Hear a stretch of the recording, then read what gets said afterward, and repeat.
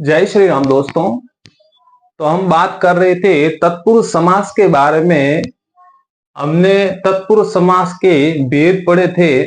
हमने कर्मधारय समास को पढ़ा, हमने द्विगु को पढ़ा और हमने लुप्त कारक चिन्ह इसको पढ़ा। लुप्त कारक चिन्ह के अंतर्गत कर्म तत्पुरुष, करण तत्पुरुष, संप्रदान तत्पुरुष, अपादान तत्पुरुष और संबंध तत्पुरुष और अधिकरण तत्पुरुष, ये सारे के सारे जो तत्पुरुष के भेद है लुप्त कारक चिन्ह के अंतर्गत आते हैं दोस्तों। तो इसके अंतर्गत ये सारा का सारा हमने पढ़ लिया, महत्वपूर्ण उदाहरण हमने पढ़ लिए। इससे बाहर कुछ भी जाने वाला नहीं है दोस्तों। जो भी मैंने पढ़ाया है, जो भी उदाहरण बताए हैं, हमने कर्मधारय समास के बारे में पढ़ा, द्विगु समास के बारे में पढ़ा, तत्पुरुष समास जिसका दूसरा पद प्रधान होता है। दूसरा पद क्या होता है? प्रधान होता है। और जब तत्पुरुष समास का दूसरा पद प्रधान होता है तो इन सभी जो तत्पुरुष के भेद है, इन सभी के अंदर दूसरा पद प्रधान होगा। कर्मधारय के अंदर भी दूसरा पद प्रधान है, द्विगु के अंदर भी दूसरा पद प्रधान है। कर्मधारय समास हमने पढ़ा कि जो प्रथम पद होता है वो विशेषण होता है और द्वितीय पद होता है वो विशेषण होता है। और उपमेय उपमान की प्रधानता कर्मधारय समास में पाई जाती है। जैसे काला घोड़ा, घोड़ा कैसा है? काला है, ठीक है ना। घोड़ा है विशेष्य और जो काला है वो क्या है? विशेषण। हमने पढ़ा द्विगु समास के बारे में।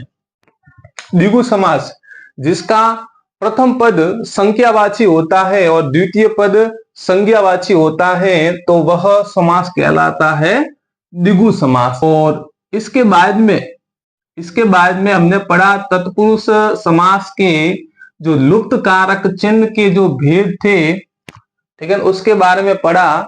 कर्म तत्पुरुष, करण तत्पुरुष, संप्रदान तत्पुरुष, अपादान तत्पुरुष, संबंध तत्पुरुष और अधिकरण तत्पुरुष, ये सारे के सारे लुप्त कारक चिन्ह के अंतर्गत आते हैं, इसमें आते हैं।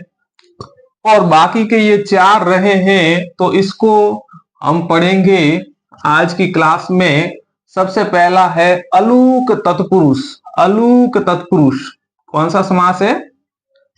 अलूक तत्पुरुष। पहले शब्द के बाद कारक चिन्ह किसी न किसी रूप में विद्यमान रहता है। पहले शब्द के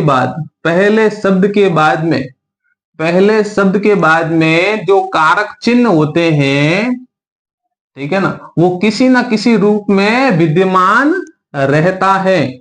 जैसे उदाहरण के तौर पर मृत्युंजय, ठीक है ना। पद में संस्कृत के कर्म कारक की विभक्ति म मौजूद है। देखिए दोस्तों, ये म कर्म कारक की विभक्ति, इसमें म मौजूद है, ठीक है ना। और अलूक तत्पुरुष के जितने भी उदाहरण होते हैं 90% उसमें बहुब्रीहि समास पाया जाता है। कौन सा समास पाया जाता है?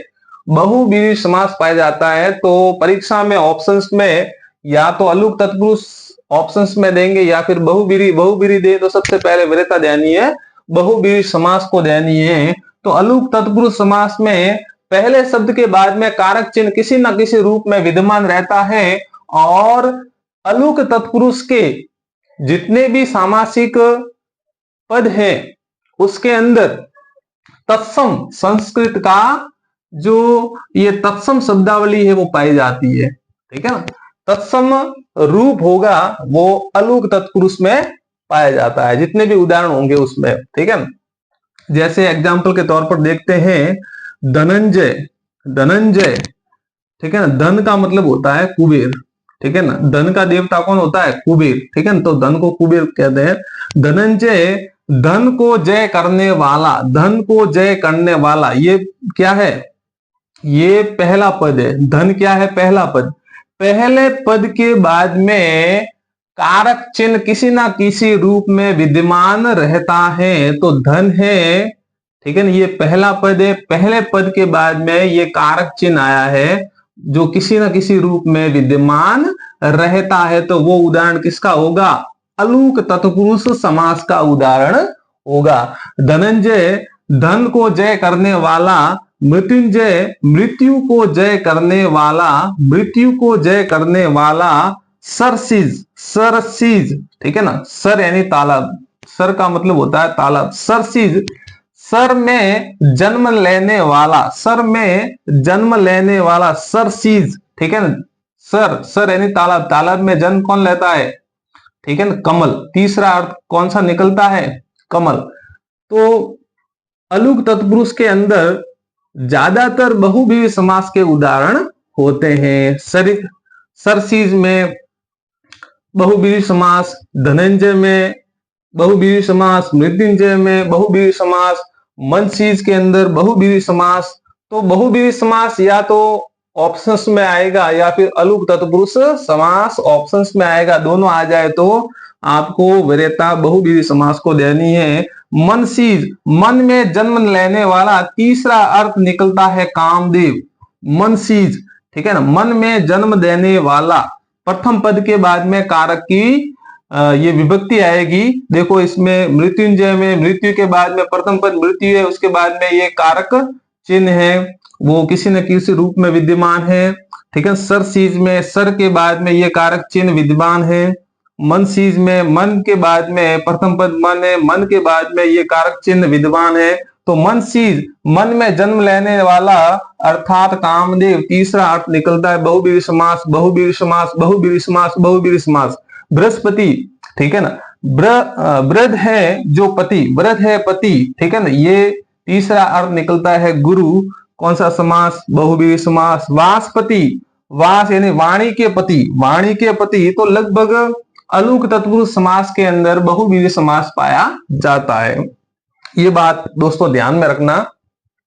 वासपति, वासपति, वास यानी वाणी, ठीक है ना, वास यानी वाणी, वाणी के पति, वाणी के पति, वासपति, वाणी के पति। ठेकेदार, ठेकेदार, ठेके का दार, ठेके का दार, प्रथम पद के बाद में कारक चिन्ह विद्यमान है। थानेदार, ठेकेदार, थानेदार, थाने का दार, थाने का दार, थाने का द्वार, प्रभारी, ठीक है, थानेदार को क्या बोलते हैं, तीसरा अर्थ निकलता है प्रभारी।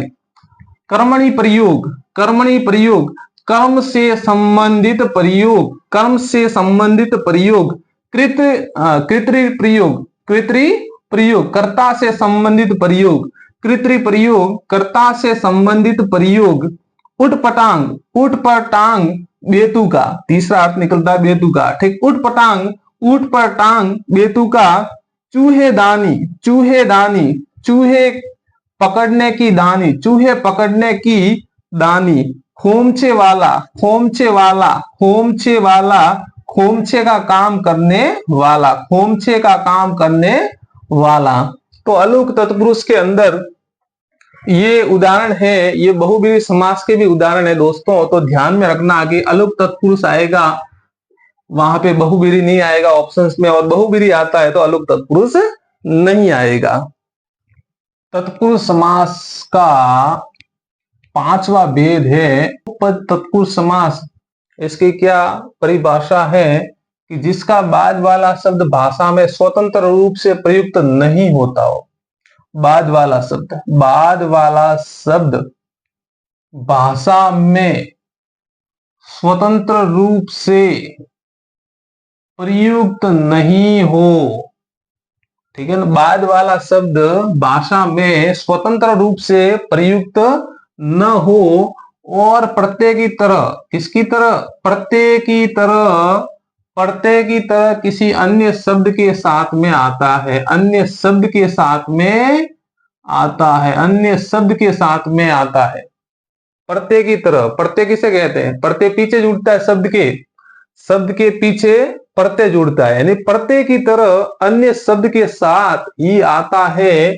जैसे कार, क्षर, ज्ञ, द आदि शब्द स्वतंत्र रूप से, ये जो शब्द है कार, क्षर, ज्ञ और द स्वतंत्र रूप से प्रयोग में नहीं आते, ये स्वतंत्र रूप से प्रयोग में नहीं आते। कौन से शब्द, कार, क्षर, ज्ञ और द, ये स्वतंत्र रूप से प्रयोग में नहीं आते, किंतु समास शब्दों का निर्माण में ये सहायक की भूमिका निभाते हैं, सहायक होते हैं। ठीक है ना, समास शब्दों के निर्माण में ये सहायक होते हैं, सहायक की भूमिका निभाते हैं। कौन से? कार, चर, ज्ञ, आदि शब्द होते हैं जो स्वतंत्र रूप में प्रयोग में नहीं लिए जा सकते, लेकिन ये प्रत्यय की तरह शब्द के साथ में जुड़ते हैं लास्ट में, और ये स्वतंत्र रूप से प्रयोग में नहीं आते, और समास शब्दों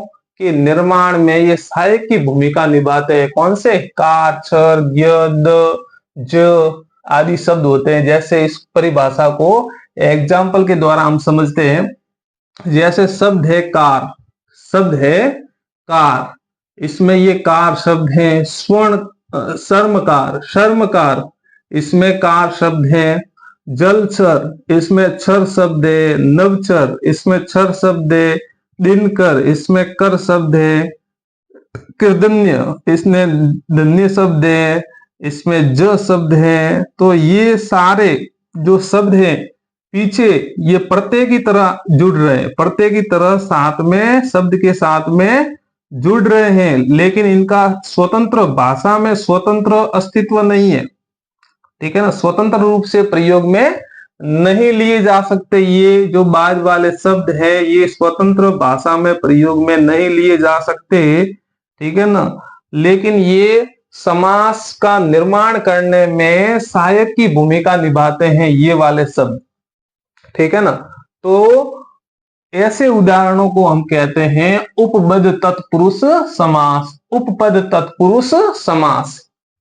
चलो पढ़ते हैं उपपद तत्पुरुष समास के उदाहरण। स्वर्णकार, स्वर्ण का काम करने वाला, स्वर्ण का काम करने वाला स्वर्णकार, स्वर्णकार, स्वर्ण का काम करने वाला स्वर्णकार। शर्मकार, शर्म का काम करने वाला शर्मकार। जलचर, जल में विचरण करने वाला, ठीक है, जलचर।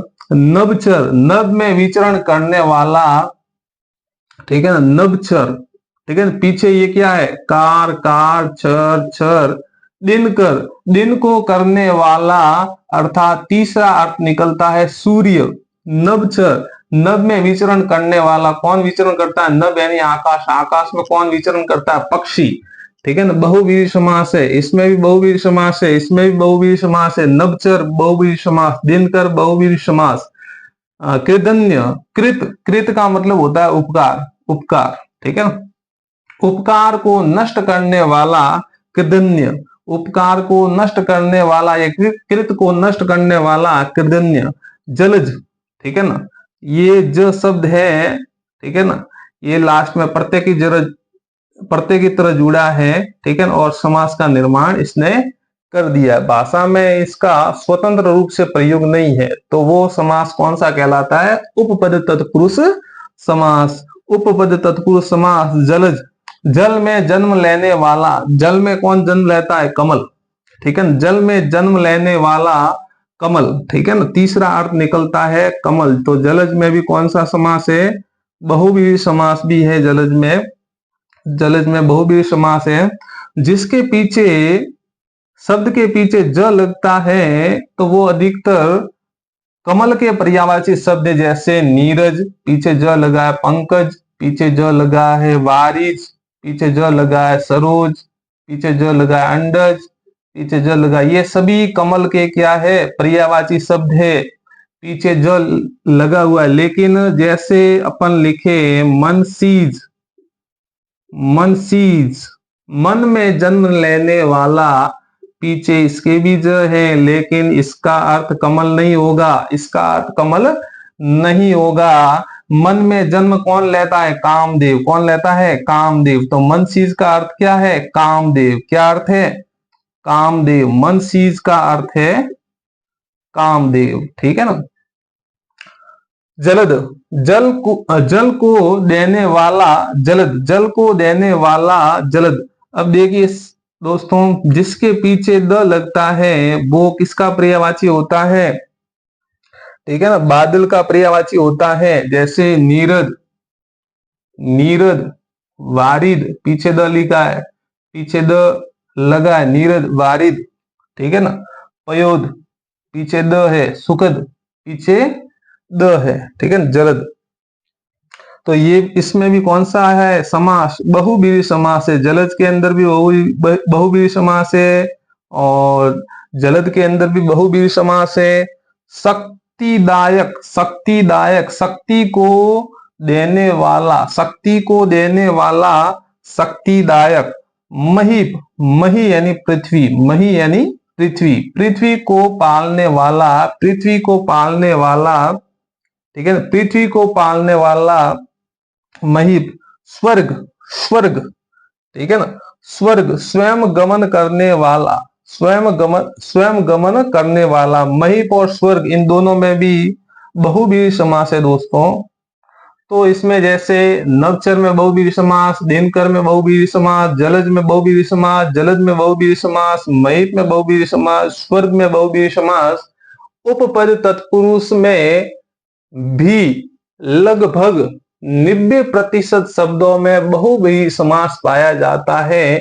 जो आगे मैंने ये बात और कही थी कि अलुग तत्पुरुष में भी 90% शब्द ऐसे होते हैं जिसमें बहुव्रीहि समास पाया जाता है। तो इसमें भी उपपद तत्पुरुष में भी 90% शब्द ऐसे होते हैं जिसमें बहुव्रीहि समास पाया जाता है। तो दोनों में से एक ही आएगा ऑप्शंस में दोस्तों, घबराने की जरूरत नहीं है।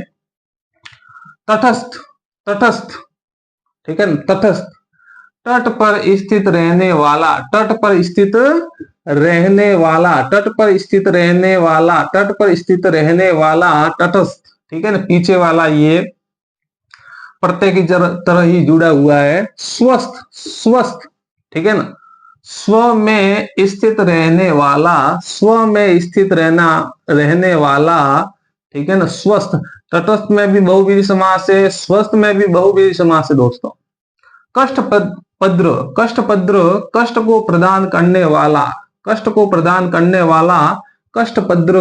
लाभपद्र, ठीक है ना, लाभपद्र, लाभपद्र, लाभ को प्रदान करने वाला, ठीक है ना, पद्र प्रत्यय की तरह ही जुड़ा है। इनका भाषा में स्वतंत्र अस्तित्व नहीं है, ठीक है ना, स्वतंत्र अस्तित्व नहीं है, लेकिन ये शब्द हैं वो प्रत्यय की तरह साथ में, शब्द के साथ में जुड़कर, ठीक है ना, किसी समास, सामासिक पद का निर्माण करने में ये सहायक की भूमिका निभा रहे हैं, ठीक है ना। तो वो समास कहलाता है उपपद तत्पुरुष समास, ठीक है ना। लाभपद्र, ठीक है ना, कष्टपद्र, पद्र है, ठीक है ना, इनका स्वतंत्र अस्तित्व नहीं है। कष्टपद्र कष्ट को प्रदान करने वाला, लाभपद्र लाभ को प्रदान करने वाला, फलदायी फल को देने वाला, फल को देने वाला, फलदायी। सुखदायी, सुखदायी ये भी प्रत्यय की तरह जुड़ा है, सुखदायी, फलदायी, दायी शब्द प्रत्यय की तरह जुड़ा है। सुख को देने वाला, शक्तिदायक, शक्तिदायक, दायक है वो प्रत्यय की तरह जुड़ा है। शक्ति को देने वाला, शक्ति को देने वाला, कृतज्ञ, कृत यानी उपकार, उपकार को मानने वाला, कृतज्ञ, ठीक है ना, कृतज्ञ, कृत को मानने वाला, उपकार को मानने वाला। राजनीतिज्ञ, राजनीति को जानने वाला, राजनीति को जानने वाला। खग, ख का मतलब होता है आकाश, ख का मतलब होता है आकाश, और ग का मतलब होता है गमन करने वाला। ग का मतलब होता है गमन करने वाला, ख का मतलब होता है आकाश। आकाश में गमन करने वाला, आकाश में गमन करने वाला कौन होता है? पक्षी।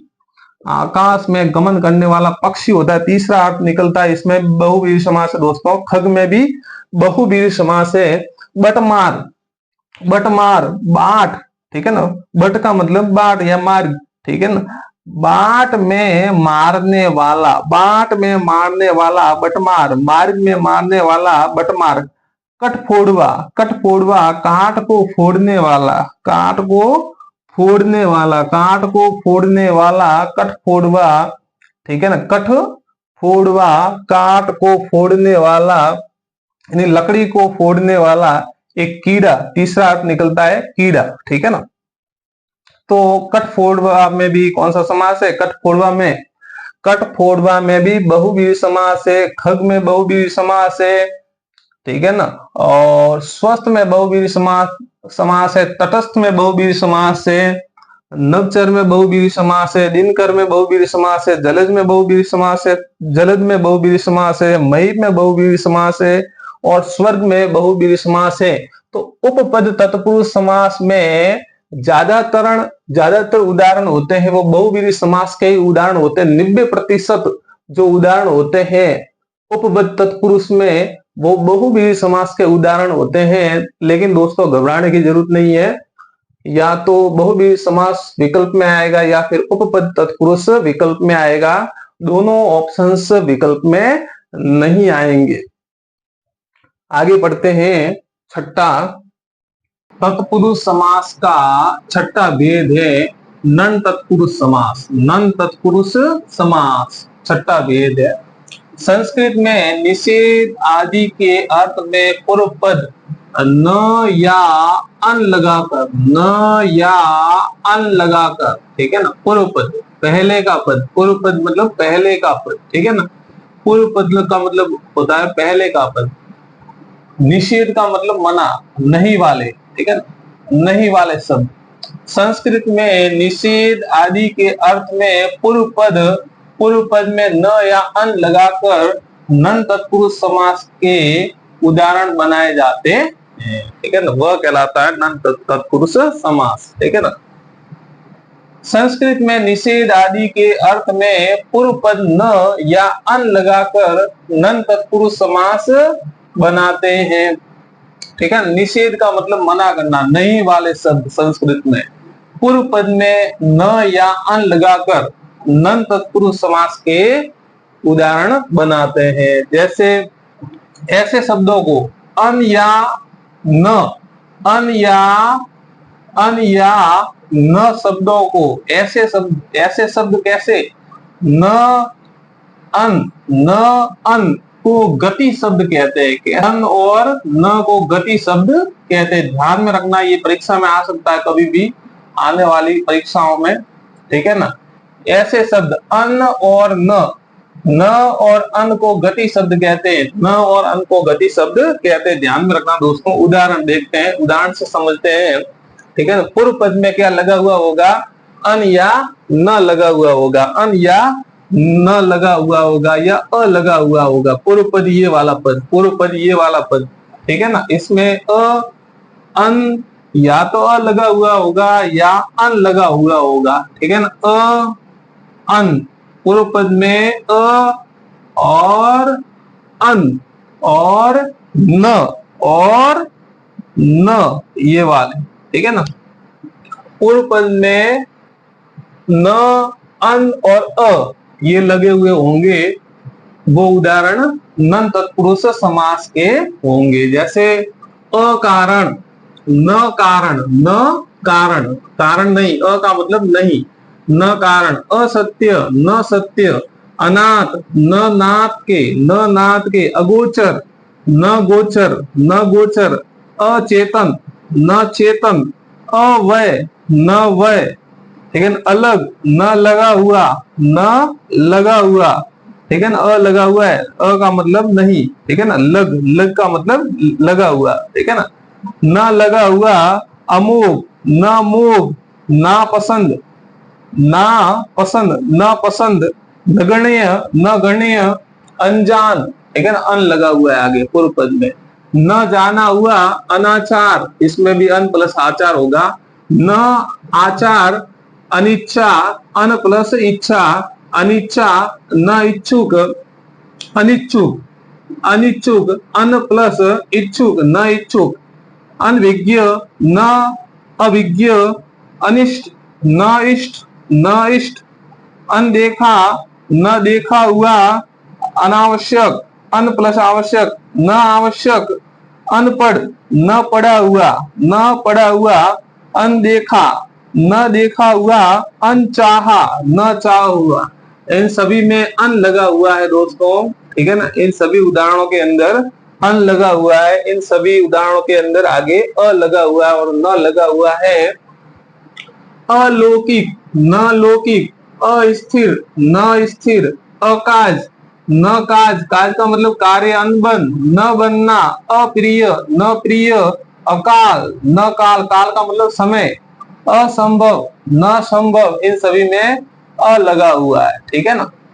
तो जितने भी जो पूर्व में अ या अन या फिर न लगे हुए उदाहरण हो, वो नन तत्पुरुष समास के उदाहरण होते हैं, जिसमें भी पूर्व पद में अ, अन और न लगे हुए उदाहरण हो, वह नन तत्पुरुष समास के उदाहरण होते हैं। तो ये है नन तत्पुरुष समास के सारे उदाहरण।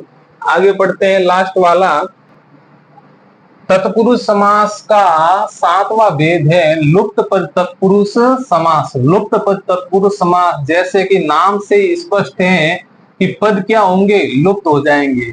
चलो पढ़ते हैं, लुप्त पद तत्पुरुष समास न केवल कारक चिन्ह, न केवल कारक चिन्ह ही नहीं बल्कि पद के पद ही क्या हो जाते हैं, लुप्त हो जाते हैं, वह समास कहलाता है लुप्त पद तत्पुरुष समास।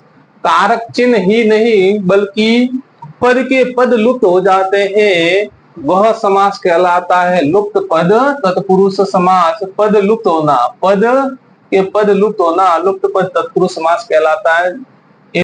लुप्त पद तत्पुरुष के जो उदाहरण है, इनका विग्रह ऐसे ही होगा दोस्तों। ये विग्रह है, कभी कभार परीक्षा में ऐसे ही पूछ लेते हैं, ठीक है ना। तो ये सारे के सारे जो उदाहरण है, ये सारे के सारे इंपॉर्टेंट है, और विग्रह की दृष्टि से, समास विग्रह की दृष्टि से भी ये सारे के सारे बहुत ही इंपॉर्टेंट है। बार बार परीक्षा में इनसे रिलेटिव प्रश्न है वो पूछे जाते हैं। ये उदाहरण बार बार परीक्षा में देखे जाते हैं कि इनका विग्रह कीजिए, या इनका विग्रह सही है या गलत है। तो बार बार लुप्त पद तत्पुरुष से संबंधित प्रश्न है, विग्रह से संबंधित हो या फिर उदाहरण से संबंधित हो, तो ये प्रश्न परीक्षा में आते रहते हैं। तो दोस्तों इनका विग्रह ऐसे ही होगा, ऐसे ही इनको समझना पड़ेगा।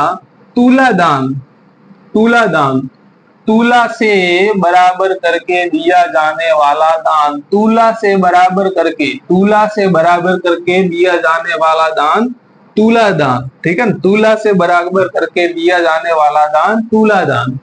बैलगाड़ी, बैल से चलने वाली गाड़ी, बैलगाड़ी, बैल से चलने वाली गाड़ी। मालगाड़ी, माल को ढोने वाली गाड़ी, मालगाड़ी, माल को ढोने वाली गाड़ी।